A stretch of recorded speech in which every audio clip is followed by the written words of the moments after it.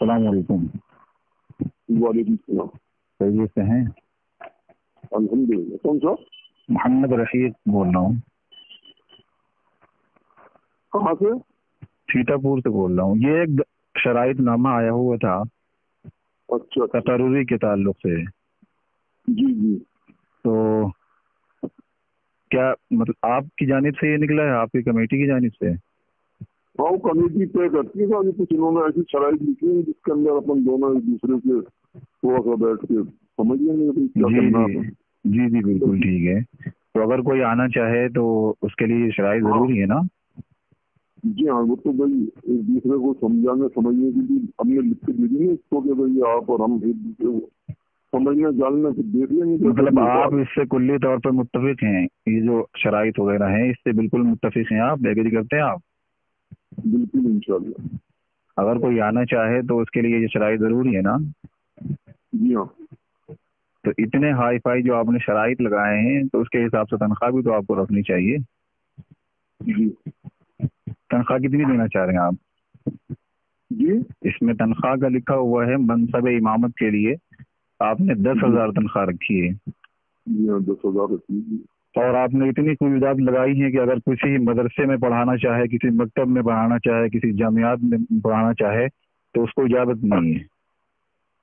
جی ہوتا ہے، ڈسٹرب ہو جاتا ہے آدمی، مدرسے میں جاتا ہے. کیسے ڈسٹرب ہو جاتا ہے؟ آپ لوگ آج کل امت کیوں پریشان ہے؟ علماء کیوں اس دنیا سے اٹھ رہے ہیں کہ آپ جیسے لوگوں نے امام کو غلام سمجھ لیا ہے. جی انتہائی شرم کی بات ہے. آپ یہ بتائیے کہ وضو کے فرائض آپ کو یاد ہیں؟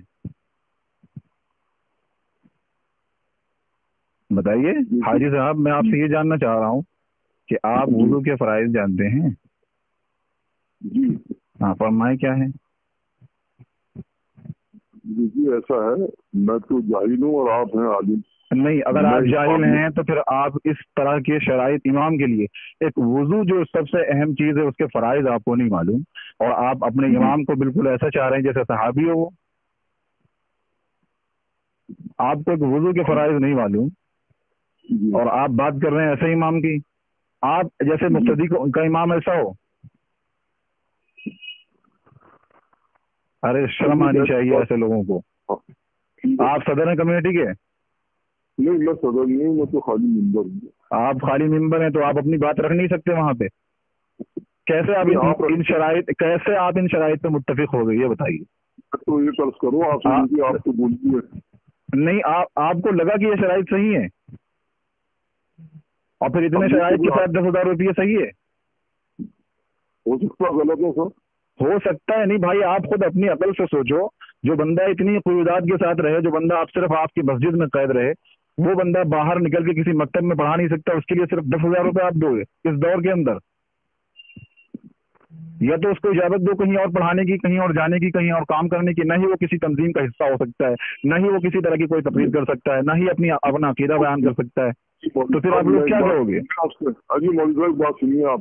جی یہ تو جب سامنے بیٹھ کے آدمی کہہ سکتا ہے نا، جیسے آپ مجھ سے کہہ رہے ہیں. آپ نے برابر لکھ دیا ہے. دیکھیے میں اس چیز کو ریکارڈ کر رہا ہوں، آپ کا نمبر بھی ساتھ ساتھ ہے، وائرل ہو رہا ہے آپ کا نمبر اس خط کے ساتھ، اس تحریر کے ساتھ آپ کا نمبر وائرل ہو رہا ہے. اور اگر علماء کے درمیان آپ کا نمبر پہنچا، آپ کی باتیں پہنچی، تو کیا تاثر لیں گے وہ آپ سے؟ آپ ہی جیسے لوگوں نے تو بدنام کر رکھا ہے مسلمانوں کو. آخر کہاں پہنچ گئی امت؟ سوچو اس بات کو. آج کل جاہل لوگ علماء کو سمجھا رہے ہیں. بتاؤ، آپ جیسے متولیان ایسے حاکم بنے بیٹھے ہوئے ہیں کہ جیسے امام کو خرید لیا ہو. بھائی آپ امام چاہتے ہو غلام چاہتے ہو؟ یہ بتاؤ. آپ بولے جائیے آپ. ارے آپ کو شرم ہی نہیں آ رہی تو پھر بولنا ہی بیکار ہے. آپ کو احساس ہی نہیں ہو رہا کہ آپ نے غلط کیا ہے. مجھے تو حیرت ہو رہی ہے کہ آپ ایک اچھے مسلمان ہونے کے باوجود ان سب باتوں پہ متفق ہو گئے. جبھی تو آپ کے سامنے زبان نہیں کھولیں گے کہ آپ بول رہے ہو تو خاموش. اسی لیے تو میں کہہ رہا ہوں کہ آپ کو اگر احساس ہے تو پھر آپ کو متفق نہیں ہونا چاہیے تھا ان باتوں سے. آپ کو کہنا چاہیے کہ بھائی اگر آپ اپنے اتنے شرائط کے ساتھ امام رکھ رہے ہو تو کم از کم اس کو تنخواہ بھی ایسی دو کہ اسے باہر کی ضرورت ہی نہ پڑے کہیں جانے کی. آپ کو اس طرح کی باتوں کا خیال رکھنا چاہیے نا. اماموں کے بھی بچے ہوتے ہیں. मुझे कोई इमामत का शौक नहीं है, मैं तो अभी तालीमी सिलसिला अपना शुरू किया हुआ है, लेकिन मैं ये देखना चाह रहा था कि भाई आप ये जो कर रहे हैं ये कुल्ली तौर पे मुत्तफिक हैं या फिर सिर्फ फेक नंबर आपका चलाया जा रहा है। इसीलिए सबसे पहले मैंने आपसे ये मालूम किया था कि आप इससे मुत्तफिक हैं। आपने कहा जी।